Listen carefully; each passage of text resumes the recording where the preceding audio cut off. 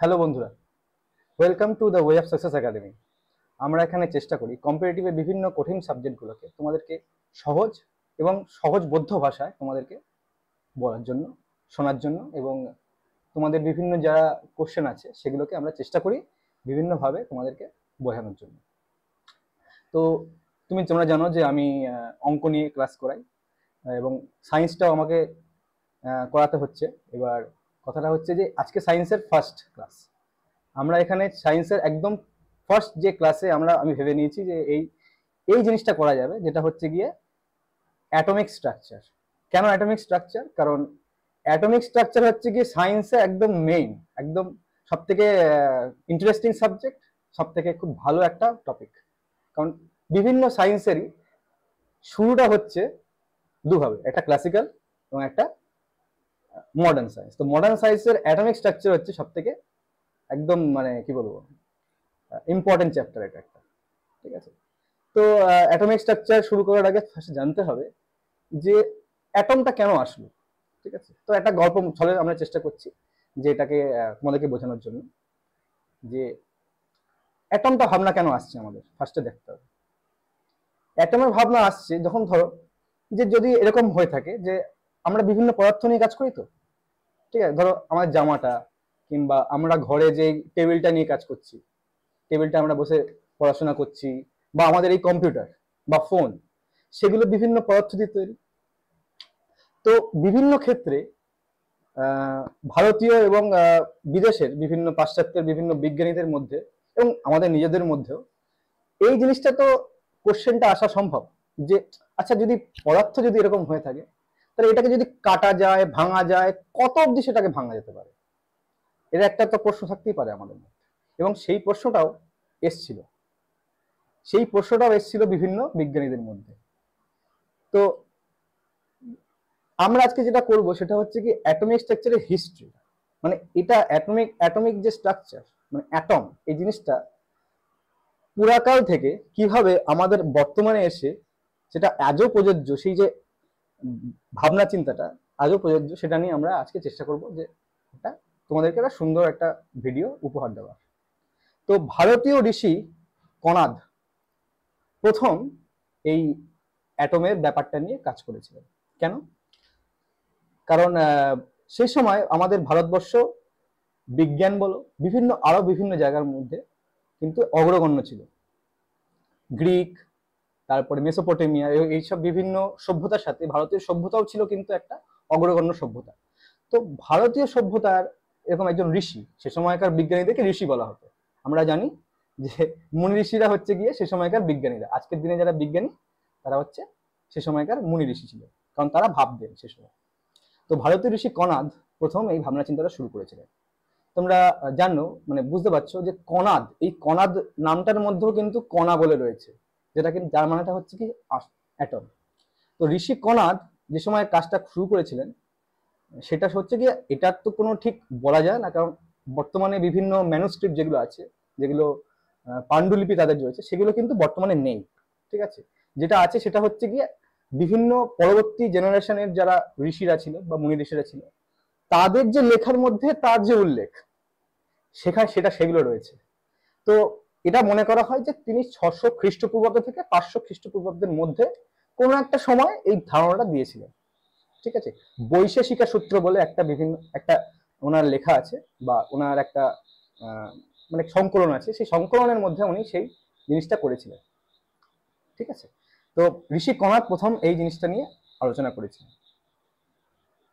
তাহলে কি শুধুমাত্র ভারতীয় বিজ্ঞানীরা? না, বিদেশের যে যারা বিজ্ঞানী ছিলেন, যেমন এদেরকে বিজ্ঞানী না বলে দার্শনিক বলাটা খুব ভালো। কারণ বিজ্ঞান প্রথমে বিজ্ঞান হিসেবে ছিল না, মানে এজ এ সায়েন্স হিসেবে তারা ছিল না, সেটা ছিল একটা দর্শন হিসেবে। ঠিক আছে, অঙ্ক এবং দর্শন এই দুটো ছিল সে সময় সেই জিনিসটা। তো ডেমোক্রিটাস 400 খ্রিস্টপূর্বাব্দে এটা তিনি অ্যাটমস এর যে মানে কণা বা অ্যাটমসের একটা ধারণা তিনি ভাবতে শুরু করেছিলেন। তিনি ছিলেন গ্রিক মানে দার্শনিক। আর এর কোনো কিন্তু এক্সপেরিমেন্টাল কোনো এভিডেন্স পাওয়া যায় না। কেন পাওয়া যায় না? কারণ সেটা অনেক পুরনো জিনিস, তাই তো। এবার এর কোনো লেখা আমরা পাই না, ডিরেক্ট পাই না। কারোর লেখার মধ্যে পাই, ঠিক আছে। যেমন মেগাস্থেনিস ইন্ডিকা তোমরা জানো যে হিস্ট্রি যারা তোমরা পড়ো এবং তোমাদের তো পড়তেই হয়, তো হিস্ট্রিতে মেগাস্থেনিসের ইন্ডিকা এটাও কিন্তু পাওয়া যায়নি, মানে অ্যাজ এ পাণ্ডুলিপি হিসেবে কিংবা বই হিসেবে কিন্তু পাওয়া যায়নি, ঠিক আছে। ওটা পরবর্তী বিভিন্ন রোমান যারা দার্শনিক ছিল তাদের লেখার মধ্যে ইন্ডিকাটা উল্লেখ ছিল, ঠিক আছে। তো এইভাবে আমরা সেটাকে জানতে পারি, ঠিক আছে। তো আচ্ছা, জন ডাল্টন, ঠিক আছে, বর্তমানে বা আধুনিক ক্ষেত্রে অ্যাটমিক থিওরি যদি কেউ বুঝিয়ে থাকেন, জানিয়ে থাকেন, তিনি হচ্ছেন গিয়ে জন ডাল্টন। তিনি প্রথম সায়েন্টিফিক ভাবে, হ্যাঁ, পাশ্চাত্যের যে নিয়ম আছে, সায়েন্টিফিক যে জিনিসটা আছে, ঠিক আছে, বিজ্ঞান হিসাবে, বৈজ্ঞানিক থিওরি হিসাবে বা বৈজ্ঞানিক তত্ত্ব হিসাবে জন ডাল্টন 1808 সালে প্রথম অ্যাটমিক থিওরি বা পরমাণুবাদ তিনি আমাদেরকে জানিয়েছিলেন, ঠিক আছে। এর উল্লেখ আছে, ঠিক আছে। তো তিনি কি বলেছিলেন? তিনি বলেছিলেন যে অ্যাটম বা বিভিন্ন পদার্থকে ভাঙতে ভাঙতে ভাঙতে ভাঙতে ভাঙতে শেষ যে অবস্থাটা, যেখানে পদার্থের সমস্ত গুণ বর্তমান, ঠিক আছে। মানে তুমি যদি অক্সিজেনের একটা কিছু নিয়ে নাও, মানে অক্সিজেনের একটা তুমি ধরো ধরো তুমি একটা বোতল নিলে, ঠিক আছে, একটা বোতলের মধ্যে অক্সিজেন গ্যাস রাখা আছে, ঠিক আছে। তো এর অক্সিজেনের যে অণুটা থাকবে, সেই অণুটার মধ্যে ওই অক্সিজেন, ওই বোতলের মধ্যে যে অক্সিজেন গুলো রয়েছে, সেই অক্সিজেনের সমস্ত জিনিস কিন্তু বর্তমান থাকবে, ঠিক আছে। তাই একে অবিভাজ্য বলেছিল, ইনডিভিজিবল, অবিভাজ্য, ঠিক আছে। একে এরপরে আর ভাঙা যায় না বলেছিলেন তিনি। এবং ইনডিস্ট্রাক্টেবল, ডিস্ট্রাক্টেবল মানে এটাকে ধ্বংস করা যায় না, এরকম জিনিস, ঠিক আছে। তিনি বলেছিলেন যে, প্রথমে যেটা বলেছিলেন তিনি, যে জন ডাল্টন বলেছিলেন যে অ্যাটম বা কণা, এর মধ্যে পদার্থের সমস্ত গুণ বর্তমান থাকে, ঠিক আছে। এবং এটা অবিভাজ্য, মানে এর পরে আর এর কোনো বিভাজন সম্পন্ন করা যায় না, ঠিক আছে। আর কি বলেছিলেন? All atoms of an element are identical in mass and properties. আমি তোকে এক্ষুনি বললাম, এবং ভর এবং বৈশিষ্ট্য, এই দুটো যে জায়গায় এক একটা এলিমেন্টের যতগুলো অ্যাটম আছে, প্রত্যেকের প্রপার্টি আর এলিমেন্টের প্রপার্টি হচ্ছে একদম একই রকম, মানে এই পদার্থের প্রপার্টি কিন্তু একদম একই রকম, ঠিক আছে। মানে অ্যাটমের সাথে পদার্থকে আলাদা করা যায় না, শুধু একটাই কথা যে পদার্থ অ্যাটম দিয়ে তৈরি, ঠিক আছে। আর atoms combine in fixed whole number ratios to form compounds, মানে যে 1:2, 2:3, 3:1, ঠিক আছে, এই অনুপাতে তোমরা সেই জিনিসটা করতে পারবে। অ্যাটমকে এই অনুপাতে এক একটা অ্যাটম পরস্পরের সাথে এইভাবে যুক্ত হয়ে নতুন রকমের পরমাণু গঠন করবে, ঠিক আছে। তিনি এটা বলেছিলেন। কিন্তু বর্তমানে দেখা যাচ্ছে যে বিভিন্ন পরীক্ষা নিরীক্ষা, বিভিন্ন রাসায়নিক পরীক্ষা নিরীক্ষার মাধ্যমে আমরা জানতে পারি যে এটা কিন্তু সর্বৈব সত্যি না, মানে একদম পুরোটা সত্যি নয়, ঠিক আছে। কারণ অ্যাটমকে এরপরও ভাঙা যায়, আমরা জানি, আমরা পরবর্তী ক্ষেত্রেও আমরা জানবো। এবং সব অ্যাটম কিন্তু একই রকম নয়, ঠিক আছে। কারণ কিছু কিছু ক্ষেত্রে দেখা যাচ্ছে যে হাইড্রোজেনের 2-3 রকমের অ্যাটম পাওয়া যাচ্ছে, ঠিক আছে। নর্মাল হাইড্রোজেন, একটু ভারী হাইড্রোজেন রয়েছে।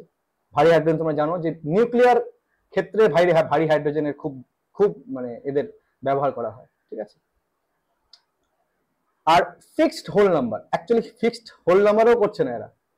স্টয়সিওমার বলে একটা টার্ম আছে, যারা কিনা 11-12 এর কেমিস্ট্রি নিয়ে পড়াশোনা করেছে এর আগে, তারা জানবে, তাদের কাছে এটা শোনা জিনিস, যে স্টয়সিওমারের ক্ষেত্রে দেখা যায় যে তারা 1:1.5:1 বা 2.5:1 এরকম আকারে এরা থাকে। তার মানে এর যে প্রত্যেকটা কিন্তু ঠিক নয়, বর্তমানের ক্ষেত্রে এটা প্রমাণিত হয়েছে সবটা ঠিক নয়। তাহলে কি তিনি ভুল ছিলেন? না, সেটা সেই সময়কার অনুযায়ী এটা তিনি একদম ঠিক বলেছিলেন, ঠিক আছে। এবং আস্তে আস্তে আমরা এই জিনিসটা জানবো। আচ্ছা, জে থমসন, তাহলে একটা প্রশ্ন আসতে পারে, আমাদের সবারই আছে, যেমন ধরো যে পদার্থ নিয়ে আমরা অ্যাটম তো জানলাম, বর্তমানে আমার দেহে কোনো রকম তড়িৎ নেই, ঠিক আছে, আমরা তড়িৎ নিরপেক্ষ, ঠিক আছে, আমাদের কোনো ইলেকট্রিক্যালি নিউট্রাল বলা হয় আমরা, ঠিক আছে। কেন নেই?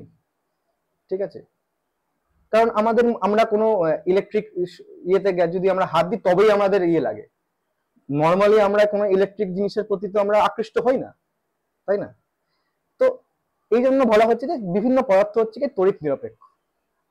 তড়িৎ পজিটিভ তড়িৎ বা নেগেটিভ তড়িতেরও জিনিসপত্র আছে, মানে তারা অণু পরমাণু রয়েছে, কিন্তু আমরা তড়িৎ নিরপেক্ষ, বা বেশিরভাগ পদার্থ হচ্ছে তড়িৎ নিরপেক্ষ। এবার প্রথম জে জে থমসন এই জিনিসটা ডিসকভারি করলেন ইলেকট্রনের। কিভাবে ডিসকভারি করলেন? এখানে একটা ছবি দেওয়া আছে যে জে জে থমসন এরকম দাঁড়িয়ে আছেন বিভিন্ন তার যে এক্সপেরিমেন্টের সামনে। তিনি ক্যাথোড রে টিউবে, তোমরা দেখতে পাচ্ছ তোমার এখানে যে ক্যাথোড রে, নেগেটিভ মানে ক্যাথোড, পজিটিভ মানে অ্যানোড। তো ক্যাথোড থেকে অ্যানোডের মধ্যে যখন আমরা উচ্চ বিভব প্রভেদ মানে হাই বিভব প্রভেদ যখন আমরা ব্যবহার করছি, সেই ক্ষেত্রে দেখতে পাচ্ছি বিভিন্ন রকমের পার্টিকেল বেরোতে শুরু করেছে।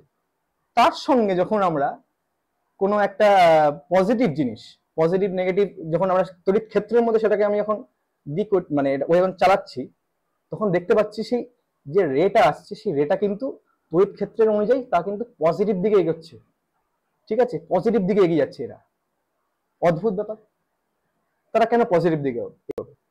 ক্যাথোড রেতে এই জিনিসটা তিনি প্রথম দেখতে পেয়েছেন, যেটা বেরোচ্ছে তো ঠিক আছে, যে অ্যানোডের দিকে ক্যাথোড থেকে একটা রে বেরোচ্ছে এটা, এবং পেছনের দিকে তোমাদের দেখতে পাচ্ছ এই পেছনের দিকে সেটা একটা ফ্লোরোসেন্ট তৈরি করছে, মানে একটা রঙিন জিনিসপত্র তৈরি করছে সেই পর্দার মধ্যে।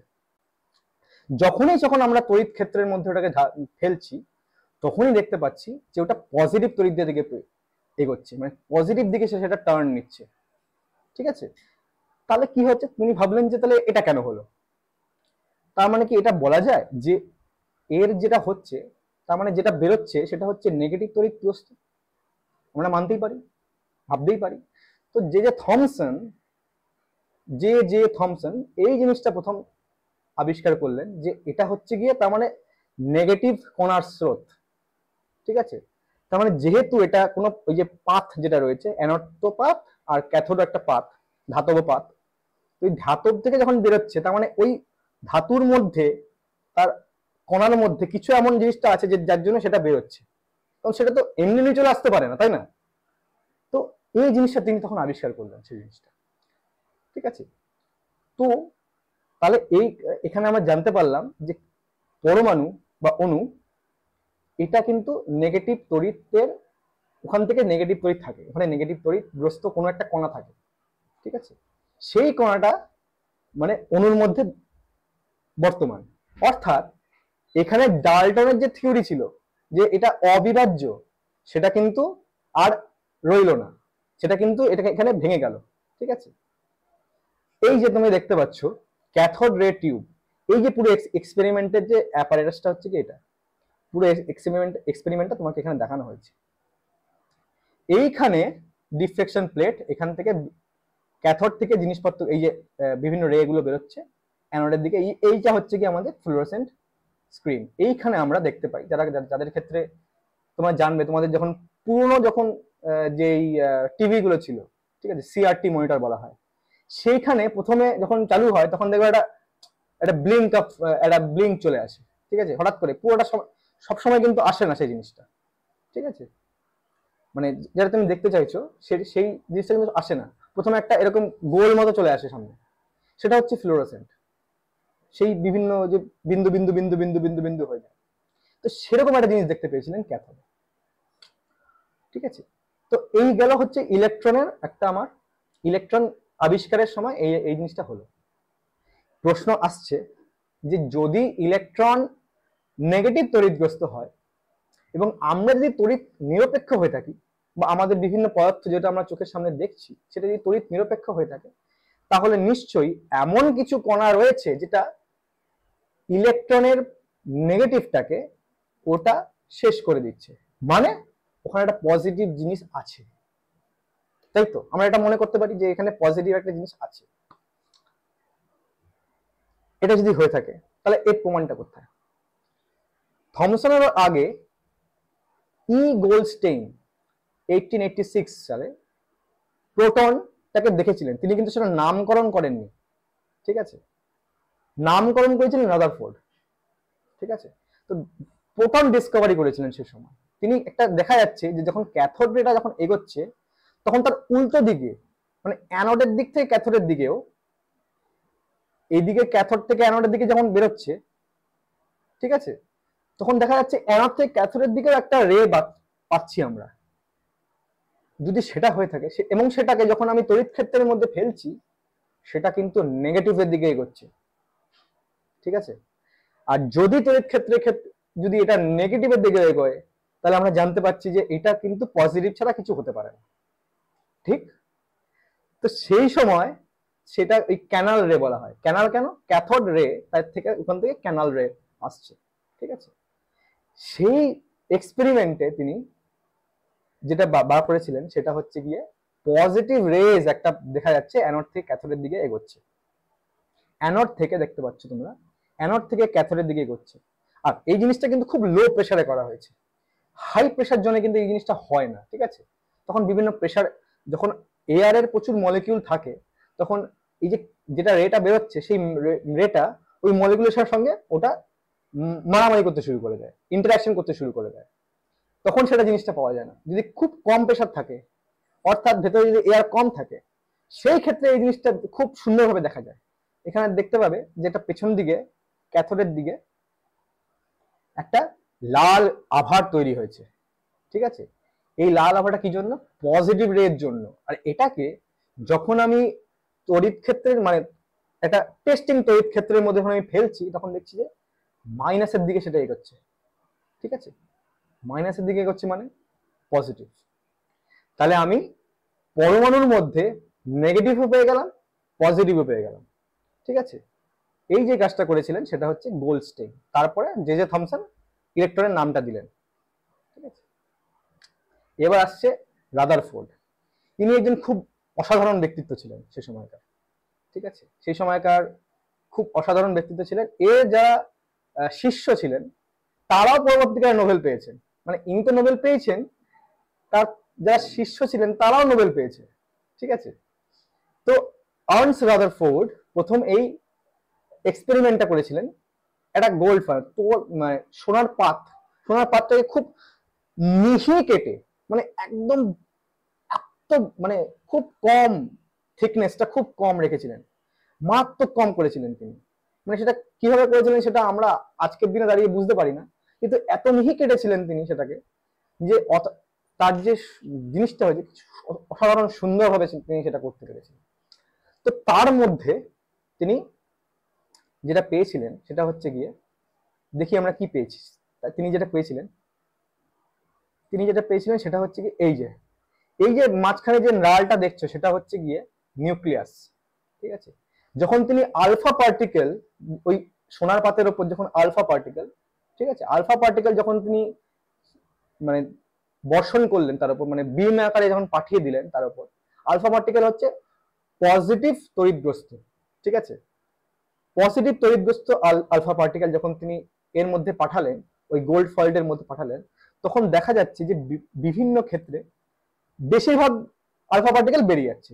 কিছু আলফা পার্টিকেল দেখা যাচ্ছে যে একটা ভালো কোণে তারা বেঁকে যাচ্ছে।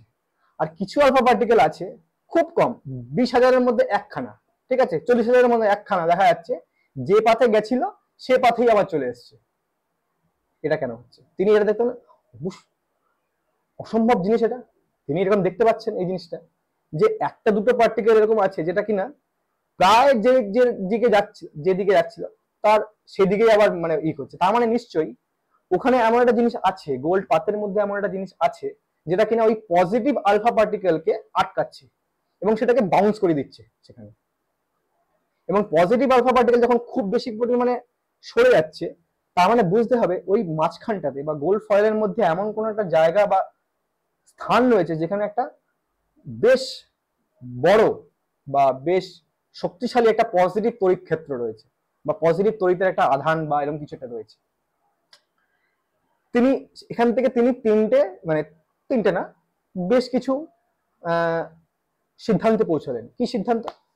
এক তো অ্যাটমের বেশিরভাগ জায়গা হচ্ছে কি এমটি, ফাঁকা, ঠিক আছে, ঠিক আছে। আর এর মাঝখানটা বা খুব কম জায়গা জুড়ে একটা এমন জিনিস রয়েছে যেটা কিনা পজিটিভ এবং অনেক বেশি মাস যার মধ্যে রয়েছে। কারণ আলফা পার্টিকেলে একটা মাস রয়েছে, একটা ভর রয়েছে, সেই ভরটাকেও কোনো কিছু যদি এরকম ভাবে ব্যাক করিয়ে দেয়, যেমন তুমি দেয়ালের মধ্যে যখন তুমি বল ছোড়ো, সেটা যখন তোমার কাছে চলে আসে, তার মানে জানতে হবে যে দেয়ালের অনেক বেশি মাস, তাই তো, অনেক বেশি ভর রয়েছে, তাই জন্য তোমার বলটা চলে আসছে। তার মানে গোল্ডের যে ফয়েলটা ছিল, সেই ফয়েলের মধ্যেও ওর মাঝখানটা এমন একটা কিছু ছিল যেটা কিনা সেই আলফা পার্টিকেল গুলোকে বাইরে আবার ব্যাক করে দিচ্ছে, বাউন্স করিয়ে দিচ্ছে। কি ছিল? তিনি এটা ভাবতে শুরু করলেন কি হতে চলেছে। তোমরা এখানে দেখতে পাবে যে এই আলফা পার্টিকেল গুলো আসছে, যখনই সে এই নিউক্লিয়াসের সামনে চলে আসছে, তখনই সে এইরকম দেখো তার ইয়ে জায়গা এরকম বাউন্স খেয়ে যাচ্ছে, তখনই সে বাউন্স খেয়ে যাচ্ছে, তখনই সে বাউন্স খেয়ে যাচ্ছে। অদ্ভুত না জিনিসটা?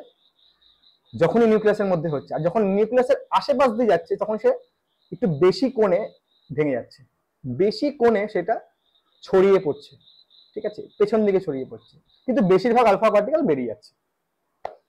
সেখান থেকে তিনি বার করলেন যে যেহেতু বেশিরভাগ আলফা পার্টিকেল বেরিয়ে যাচ্ছে, তার মানে পরমাণুর বেশি বেশি মানে সোনার পাত্রা বা পরমাণুর বেশিরভাগ জায়গা ফাঁকা, আর খুব কম জায়গা আছে যেখান দিয়ে যখন পার্টিকেল গুলো যখন ওই নিউক্লিয়াসের সামনে দিয়ে যখন আসছে, তখন এই জায়গাটা এসে এরকম ভাবে ব্যাক করে যাচ্ছে, এরকম ভাবে ব্যাক করে যাচ্ছে, এরকম ভাবে সরে যাচ্ছে।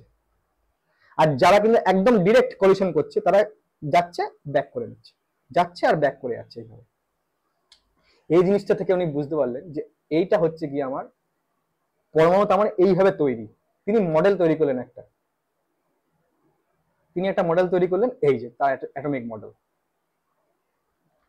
অ্যাটমিক মডেলে যেটা জানা যাচ্ছে যে অ্যাটমটা থেকে এর যে তার মানে মাঝখানে একটা খুব ভারী এবং পজিটিভ জিনিস থাকে, যেটা কিনা অ্যাটমের মাঝখানে থাকে, একদম মাঝখানে থাকে। সেটাকে তিনি নাম দিলেন নিউক্লিয়াস, ঠিক আছে, নিউক্লিয়াস নাম দিলেন। আর বাইরে যারা ঘুরে বেড়াচ্ছে, এবার দেখো, এর আগে তো তিনি দেখেছিলেন যে ইলেকট্রন আবিষ্কার হয়েছে, ইলেকট্রন আছে, তাহলে ইলেকট্রনকে আমাকে জায়গা দিতে হবে। তখন তিনি বললেন যে ইলেকট্রনটা প্রোটনের বাইরে ঘুরে বেড়াচ্ছে, ঠিক আছে, প্রোটনের বাইরে একটা চক্রাকারে চক্রাকারে ঘুরে বেড়াচ্ছে সে। এটা তিনি মডেলটা করলেন। এর আগে অনেক মডেল আছে, পাম পুডিং পুডিং মডেল। যদি একটা এরকম হয়ে থাকে, একটা তোমরা আচার দেখেছো বা জেলি দেখেছো, জেলির ক্ষেত্রে সব থেকে ভালো বোঝা যায়। জেলির ক্ষেত্রে বাইরের দিকে মানে একটু দেখবে যে একটা বিন্দু, মানে এই যেগুলো থাকে আর কি, খুব ছোট ছোট ছোট ছোট জিনিসপত্র থাকে, ঠিক আছে, সেরকম সেরকম করে এরকম একটা থকথকে জিনিস, তার বাইরে এরকম নেগেটিভ ইলেকট্রন গুলো সেগুলো রয়েছে। এই মডেলটা দেখা যাচ্ছে যে তার যে এক্সপেরিমেন্টটা হয়েছে, গোল্ড ফয়েল এক্সপেরিমেন্ট, সেই এক্সপেরিমেন্টে কিন্তু সেই জিনিসটা হচ্ছে না, সেটা কিন্তু তিনি মানে সেটা কিন্তু প্রমাণিত করা যাচ্ছে না, ঠিক আছে। ইয়ে যে কি বলে, যে যে থমসন যে মডেলটা করেছিল, সেটা কিন্তু প্রমাণ করা যাচ্ছে না। অদ্ভুত ব্যাপার। তাহলে তিনি একটা নতুন মডেল দিলেন, নতুন মডেল দিলেন তিনি একটা, কি মডেল? তার যে অ্যাটমিক মডেলটা, তার মাঝখানে তার যে ব্যাপারটা হচ্ছে, সেটা মাঝখানে থাকবে নিউক্লিয়াস, তার বাইরে চক্রাকারে ঘুরবে হচ্ছে গিয়ে আমাদের ইলেকট্রন ঘুরবে, ঠিক আছে। তোমরা ভাবতে পারো যে এই জিনিসটা কিন্তু আমরা আমাদের বিভিন্ন জায়গায় দেখি, আমরা সোলার সিস্টেমে কিন্তু এই জিনিসটা দেখি, মাঝখানে থাকে সূর্য, আর বিভিন্ন সোলার সিস্টেমের জিনিসপত্রগুলো তারা চলতে থাকে। তাহলে অ্যাটমের সাথে সোলার সিস্টেমের একটা খুব সুন্দর একটা আছে, সাদৃশ্য রয়েছে, একই রকম দেখতে রয়েছে। এই জিনিসটা তিনি কিন্তু আবিষ্কার করেছিলেন, যে তিনি বলেছিলেন যে এইভাবে থাকতে পারে।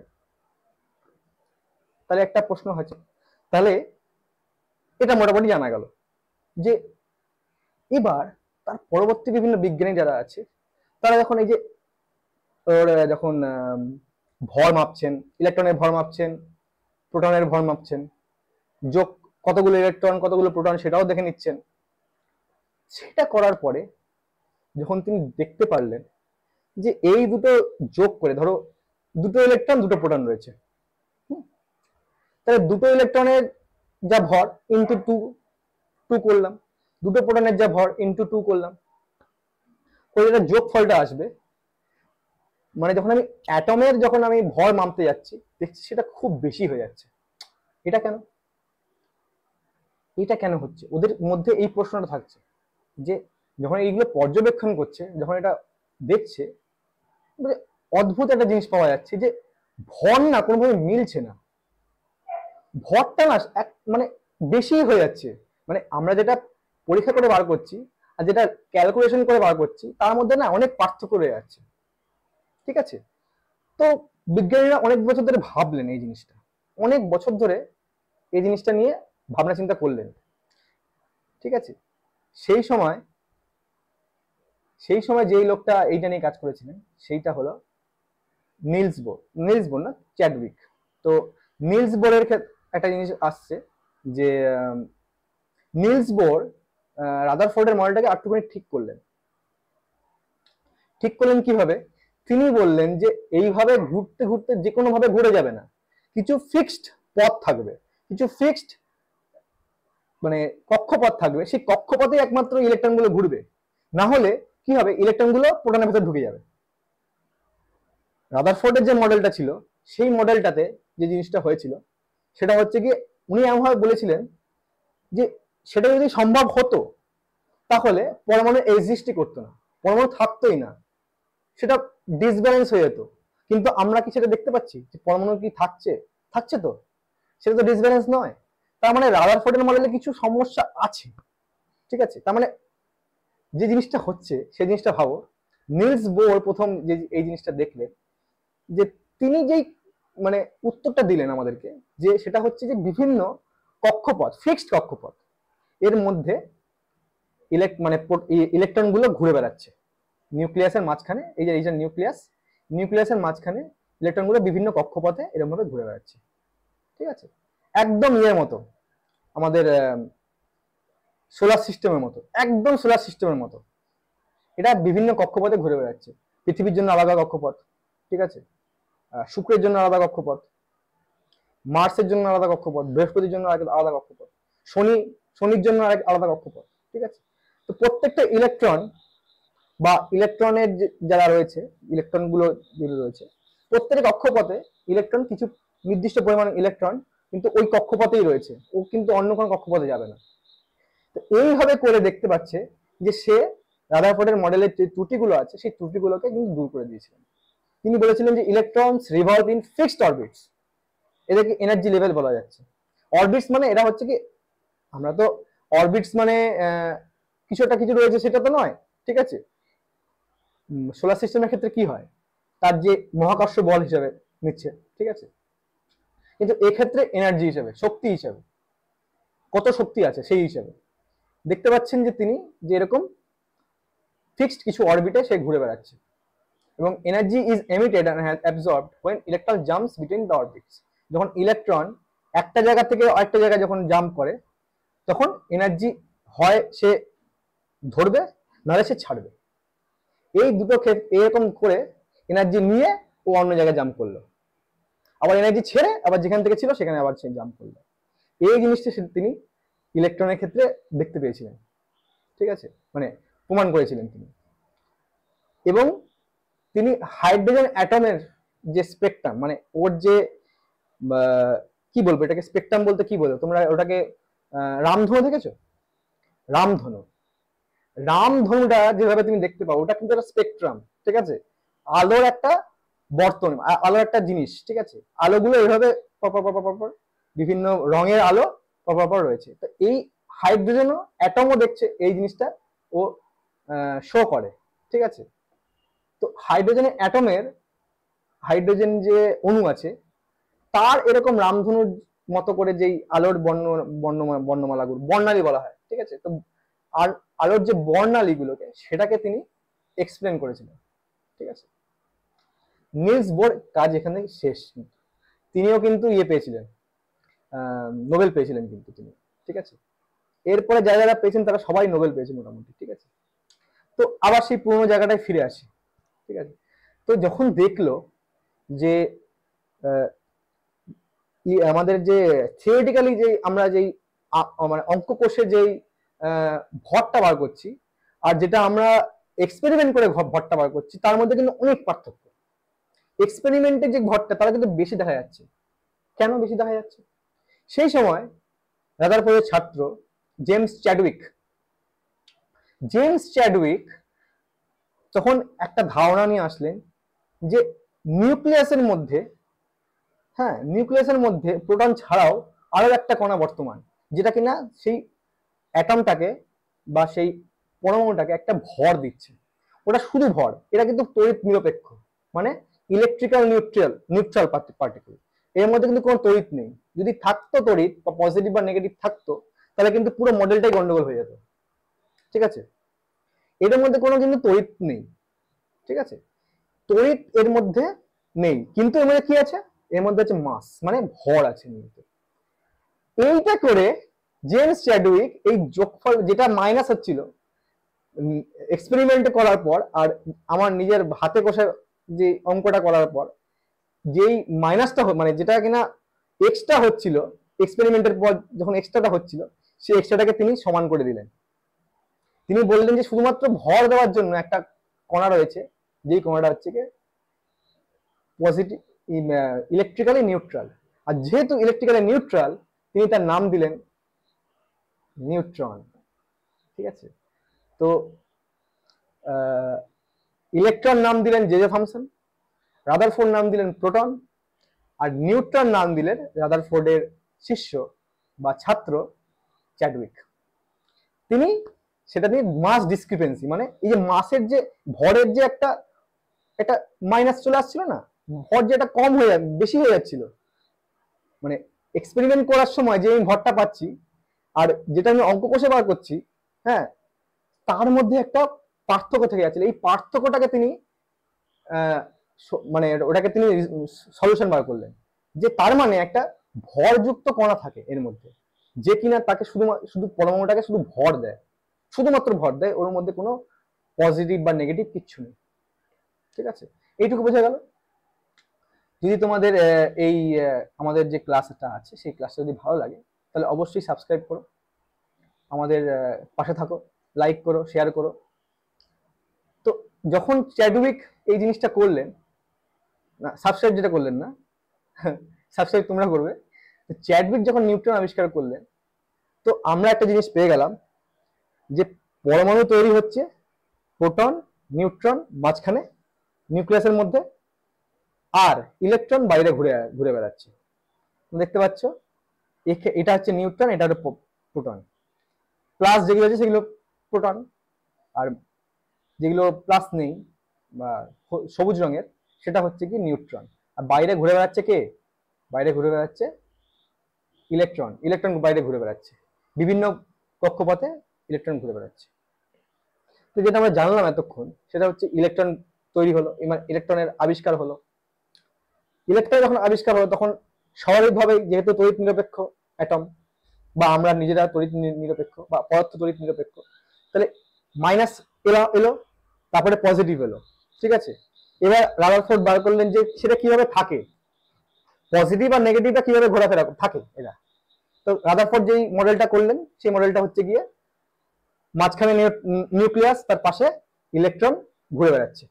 কিন্তু রাদারফোর্ডের মডেলের একটা অসুবিধা ছিল, তিনি যে মডেলটা করেছিলেন সেই মডেলটাতে যদি হয়ে থাকে তাহলে আস্তে আস্তে ইলেকট্রনগুলো অনেক শক্তি ক্ষয় করতে থাকে। শক্তি ক্ষয় করতে করতে ইলেকট্রনগুলো নিউক্লিয়াসের মধ্যে পড়ে যায়। নিউক্লিয়াসের মধ্যে পড়ে গিয়ে কি হবে? নিউক্লিয়াস থাকবে না, পদার্থ থাকবে না। নিলস বোর সেই নিউক্লিয়াসের এই যে সমস্যাটাকে তিনি ঠিক করে দিলেন। তিনি বললেন যে না, এইভাবে থাকবে না, একটা নির্দিষ্ট কক্ষপথে এরা ঘোরাফেরা করবে। নিউক্লিয়াস মাঝখানে থাকবে, তার পাশে বিভিন্ন কক্ষপথে, যেভাবে সোলার সিস্টেমের আমাদের সৌরজগতের বিভিন্ন গ্রহ কক্ষপথের মাধ্যমে আমাদের সূর্যকে প্রদক্ষিণ করে, সেইভাবে থাকবে। এরপরে জেমস চ্যাডউইক যে কাজটা করেছিলেন সেটা হচ্ছে গিয়ে ওর যে মাস যেটা কম হচ্ছিল, ঠিক আছে, আমরা অঙ্ক সেটা বার করলাম, সেই মাসটা যেটা এক্সপেরিমেন্টে বার করলাম, এর যে পার্থক্যটা ছিল এক্সপেরিমেন্টে বেশি মাস দেখাচ্ছিল, তো সেটাকে উনি সলভ করলেন। ঠিক আছে, সেটাকে যিনি সলভ করে বললেন যে না, এখানে একটা শুধুমাত্র মাস সমেত যে কণাটা আছে, যার মধ্যে কোনো পজিটিভ নেই, নেগেটিভ নেই, কিচ্ছু নেই, শুধু মাস আছে। নিউক্লিয়াসের মধ্যে সেই মাসটাকে তিনি রেখে দিলেন। এই সমস্যাটাকে তিনি মানে এটা একদম পুরো সলভ করে দিলেন। এতক্ষণ আমরা এইটুকু জানলাম, এটা হচ্ছে কি আমাদের মূল তিনটে কণা, যেটা নিয়ে অ্যাটম পুরো অ্যাটমিক স্ট্রাকচারটা তৈরি হয়। এর পরেও কিন্তু কাজ হয়েছে। তোমরা জানো, তোমরা কোয়ান্টাম মেকানিক্স এর নাম শুনেছো। আইনস্টাইন প্রথম এই কোয়ান্টাম মেকানিক্স নিয়ে কাজ করা শুরু করেছিলেন, কিন্তু কোয়ান্টাম এই কথাটা কিন্তু অন্য একজন বার করেছিলেন, তিনি হচ্ছেন কি ম্যাক্স প্লাঙ্ক। ঠিক আছে, তো কোয়ান্টাম মেকানিক্স নিয়ে কাজটা করেছিলেন। তো মডার্ন যে থিওরি অ্যাটমিক মডেলের ক্ষেত্রে যে থিওরিটা আমরা দেখি, সেটা হচ্ছে কি modern quantum mechanical theory. Quantum মানে হচ্ছে খুব ছোট ছোট ছোট ছোট ছোট ছোট ছোট ছোট এবং একক। কোয়ান্টাম মানে হচ্ছে গিয়ে একক। ঠিক আছে, একক কেন? কারণ এর এত ছোট হবে, আর এবং এই জিনিসটা হবে প্রত্যেকের ক্ষেত্রে সমান। ঠিক আছে, যেমন জানো তুমি, একক থেকে আমরা কিন্তু ওই 1 কিলোমিটার থেকে আমরা 1, 2, 3, 4, 5, 6, 1000, 10,000 আমরা 1 থেকে পাই। তো 1 এর সাথে 10,000 গুণ করে, 1 এর সাথে 2 গুণ করে, 1 এর সাথে 3 গুণ করে, তো এই যে ভাবে এইভাবে যে আমরা করি, তো এককের মাধ্যমে সেই জিনিসটা করেছিলেন। এই জন্য এর নাম কোয়ান্টাম। মানে খুব একটা ছোট বিশেষত, তার উপরে কথা হচ্ছে কি এটা একক, মানে এটা হচ্ছে কি একদম বেসিক লেভেল। ঠিক আছে, তো শ্রোডিঞ্জার এবং হাইজেনবার্গ, এ পাশে ভদ্রলোক যিনি আছেন, বা বাদিকের ভদ্রলোকটা, তিনি তোমাদের বাদিকের যে ভদ্রলোক, সেই হচ্ছে গিয়ে তিনি হচ্ছেন গিয়ে শ্রোডিঞ্জার, আরউইন শ্রোডিঞ্জার। আর এনি হচ্ছেন গিয়ে ডান দিকে হচ্ছেন গিয়ে ওয়ার্নার হাইজেনবার্গ। এই দুজনেই কিন্তু খুব বড় লোক, বড় বিজ্ঞানী একদম। ঠিক আছে, এরা প্রত্যেকেই নোবেল পাওয়া। হ্যাঁ, নোবেল পাইলে তুমি বুঝতে পারছো যে নোবেল যারা পায় তার মানে তারা বিশ্বের সমস্ত গণ্যমান্য বিজ্ঞানীদের মধ্যে একরকম। ঠিক আছে, তো আরউইন শ্রোডিঞ্জার এবং হাইজেনবার্গ, এই দুই ব্যক্তি বর্তমানে যে মডেল নিয়ে আমরা কাজ করি, অ্যাটমিক মডেল নিয়ে কাজ করি, সেই মডেলের একটা ভিত লিখেছিলেন। তারা এই রাদারফোর্ডের, চ্যাডউইকের যে মডেলটা আছে, সেই মডেলটাকে আরো মডিফাই করেছিলেন, আরো ভালোভাবে সেটাকে পরিবর্ধন এবং ভালোভাবে সেটাকে করেছিলেন। ঠিক আছে, সংস্করণ করেছিলেন সেখানে। তারা কি বলেছিলেন যে ইলেকট্রন শুধুমাত্র ফিক্সড পাথ করে এমন নয়, তারা ক্লাউডের আকারে, মানে তারা, মানে তোমরা মেঘ দেখেছো তো, মেঘের আকারে তারা ঘোরাফেরা করছে বাইরে। মানে ইলেকট্রনটা শুধুমাত্র কণা আকারে নয়, তারা ক্লাউড, মানে তারা এত জোরে ঘুরছে, তাদেরকে জাস্ট একটা কণা হিসেবে তাদেরকে আমি দেখতে পাবো না, তাকে মনে হবে যে একটা মেঘ, একটা ধোঁয়ার মতো করে রয়েছে যারা নিউক্লিয়াসের পুরো চারিদিকটাতে। তিনি সেইটাকে বলেছিলেন। মানে ভাবতে পারছো যে প্রথমে ভাবা হলো সেটা কণা, পরবর্তীকালে এটা আমি বুঝতে পারলাম যে না, অ্যাকচুয়ালি তারা কণা তো ঠিকই, কিন্তু ওরা এত জোরে ঘুরছে, এত স্পিডে ঘুরছে যে তাদেরকে কণা হিসেবে আমি দেখতেই পাচ্ছি না। তাদেরকে আমি যেটাকে দেখতে পাচ্ছি সেটা হচ্ছে গিয়ে একটা, মনে হচ্ছে কি একটা মেঘের মতো, একটা চারিদিকে একটা ধোঁয়ার মতো নিয়ে যাচ্ছে। তো সেটাকে তিনি বলেছিলেন সেই সময়। তারা এই মডেলগুলো দিয়েছিলেন। সবাই না করতে পারেনি, অনেকের এটা বুঝতে পারেনি, কিন্তু পরবর্তীকালে এই জিনিসটা কিন্তু প্রমাণিত হয়েছে যে হ্যাঁ, এটা মডেল, মানে এটা একটা মেঘের আকারই থাকে। ঠিক আছে, বিভিন্ন কেমিস্ট্রির বিভিন্ন যে রিয়াকশন আছে সেই সময় সেখানে সেই জিনিসটা প্রমাণিত হয়েছে। আর কি করলেন তারা? ইন্ট্রোডিউস করলেন কোয়ান্টাম নাম্বারস। ঠিক আছে, তো শুধুমাত্র পাথ করলেন না, কক্ষপথ করলেন না, তারা এটাও করলেন যে কক্ষপথের মধ্যেও আরো অনেক কক্ষপথ থাকে। এটা প্রচুর মাথায় রাখার মতো জিনিস। ঠিক আছে, এটাকে মানে মাথায় থাকা না বিশাল ব্যাপার। তিনি এটা বললেন যে কক্ষপথ তো শুধু একটা কক্ষপথ নয়, ওই একটা কক্ষপথের মধ্যেও অনেকগুলো কক্ষপথ আছে, তার মধ্যে একটা ইলেকট্রন আলাদা আলাদা করে থাকে। ঠিক আছে, ওটাকে সাব অরবিটাল বলা হয়, মানে উপকক্ষপথ। ঠিক আছে, তো সেখানে থাকার জন্য কোয়ান্টাম নাম্বারস, মানে প্রত্যেকটা উপকক্ষপথ বা সাব অরবিটালের এক একটা করে নাম দিয়েছে। তো সেই এক একটা নাম্বার হচ্ছে কি কোয়ান্টাম নাম্বার। ঠিক আছে, এইভাবে তারা এটাকে আরো বেশি জটিল করে দিয়েছে। মানে অ্যাকচুয়ালি সেটাই হচ্ছে, কিন্তু এটা খুব জটিল জিনিস। ঠিক আছে, আর হাইজেনবার্গ আনসার্টেনিটি প্রিন্সিপাল, হাইজেনবার্গ বললেন যে সেটা তো নয় রে বাবা, কি তুমি কখনো ইলেকট্রনের যে এই কণাগুলোর তার যে অবস্থান মানে পজিশন এবং তার যে ভরবেগ, সেটাকে তুমি একসাথে তুমি কোনোদিনও মানতে পারবে না। মানে কোনো কণাকে যদি তুমি পজিশনটা ঠিক করে রাখতে পারো, তার ভরবেগটা করতে পারবে না। আবার কোনো কণা যদি ভরবেগটা তুমি মাপতে পারো, তার পজিশনটা মাপতে পারবে না তুমি। তারা এতটাই স্পিডে যাচ্ছে, এই ইলেকট্রন গুলো এতটাই স্পিডে যাচ্ছে যে এর পজিশন মানে যখন তুমি এটা একটা একে ধরে ফেললে, তাহলে এর কত ভরবেগ হবে তুমি সেটাকে বুঝতে পারবে না। মানে আনসার্টেন হয়ে যাচ্ছে এখানে, তার ভরবেগটাকে তুমি ঠিকঠাক মাপতে পারছো না। আবার যখন এভাবে ঘুরে বেড়াচ্ছে, মানে ভরবেগ নিয়ে ঘুরে বেড়াচ্ছে, তখন এর পজিশনটা ধরা যাচ্ছে না। মানে সে এতটাই মানে খুব মানে দ্রুত যে যাচ্ছে, এই জন্যই এই জিনিসটা আসছে যে তারা মেঘের আকারে সেটা নিউক্লিয়াসের চারিদিকে ঘুরে বেড়াচ্ছে। তো এইটা আমি তোমাকে জানালাম যে এটা একটা আমাদের মানে এটা একটা ব্রিফ জানানো। এই হিস্ট্রিটা আরো বড়, আমি তোমাকে যেটা বলছি সেটা গল্পের ছলে যতটা বলা সম্ভব তোমাদেরকে এটা বলছি, চেষ্টা করছি বলার। ভালো লাগলে অবশ্যই সাবস্ক্রাইব করো, লাইক করো, শেয়ার করো। আর তোমাদের জন্য একটা গুরুত্বপূর্ণ ঘোষণা, আমরা শুরু করছি অবজেক্টিভ কারেন্ট অ্যাফেয়ার্সের 2 রকমের একটা ব্যাচ শুরু করছি, যেখানে তোমরা পেইড ব্যাচ অবশ্যই, কারণ সব জিনিস তো তোমরা একদম ফ্রিতে আমরা দেওয়া সম্ভব হবে না আমাদের পক্ষে, কারণ আমার একটা খাটনি তো থাকে সবারই।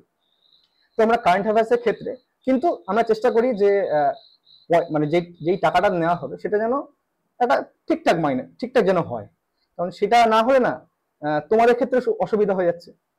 যে তোমরা বেশি যদি টাকা হয়ে যায় তাহলে তোমরা সেটা অ্যাফোর্ড করতে পারবে না, আবার যদি কম টাকা হয়ে যায় তাহলে আমরা অ্যাফোর্ড করতে পারবো না। তাহলে একটা মাঝামাঝি একটা জায়গায় নিয়ে চলে এসেছি, আমরা একটা ভাবনা চিন্তা করেছি যে অবজেক্টিভ কারেন্ট অ্যাফেয়ার্স এর ক্ষেত্রে আমরা একটা রেখেছি।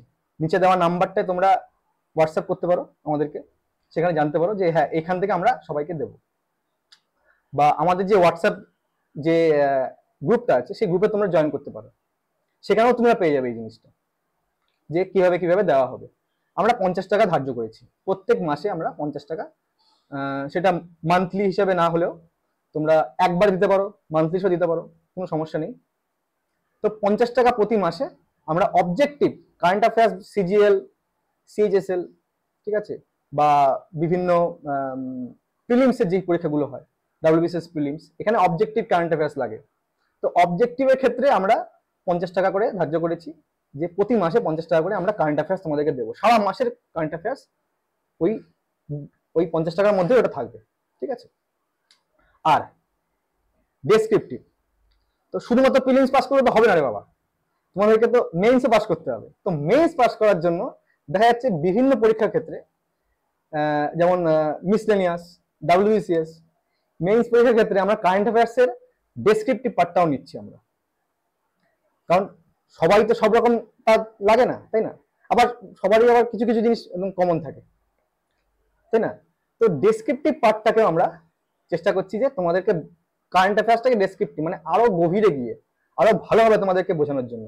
যে ওয়ান লাইনার তো পড়লাম, কিন্তু ওয়ান লাইনার থেকে তো সাধারণত কোশ্চেন একটাই আসে, হয়তো এমসিকিউতে আসলো, কিন্তু তোমাকে প্রশ্ন করতে পারে যে এইটা কেন হয়েছে, ঠিক আছে, কেন এই জিনিসটা হলো, ইসরায়েল ইরানের যুদ্ধটা কেন হলো, ঠিক আছে, এর যে ফলাফলটা কি হতে পারে আমাদের দৈনন্দিন জীবনে, আমাদের দেশের ক্ষেত্রে, আমাদের বিভিন্ন ব্যবসায়িক ক্ষেত্রে কি সমস্যা হতে পারে, এটাও তোমাকে জানতে হবে। আর বিভিন্ন পরীক্ষায় এই জিনিসটাও আসে যে আমাকে লিখতে দিতে পারবে যে এর যে ফলাফলগুলো আমাকে বলো। তো এই ডেসক্রিপটিভ কারেন্ট অ্যাফেয়ার্সও আমরা কিন্তু তোমাদের জন্য এটা নিয়ে এসেছি। ওটা আমরা দুই ক্ষেত্রেই একই দাম রেখেছি, 50 টাকা প্রতি মাসে। তোমরা এই নিচে দেওয়া নাম্বারটাতে 8902358006 এই নাম্বারটাতে হোয়াটসঅ্যাপ করতে পারো। আর এটা এই ভিডিওটা যদি তোমাদের ভালো লাগে তাহলে তোমরা এটাকে লাইক করো, বন্ধুদের মধ্যে শেয়ার করো, এবং চ্যানেলটাকে অবশ্যই সাবস্ক্রাইব করে দিও, তাহলে আমাদের খুব হেল্প হবে। থ্যাংক ইউ, ধন্যবাদ।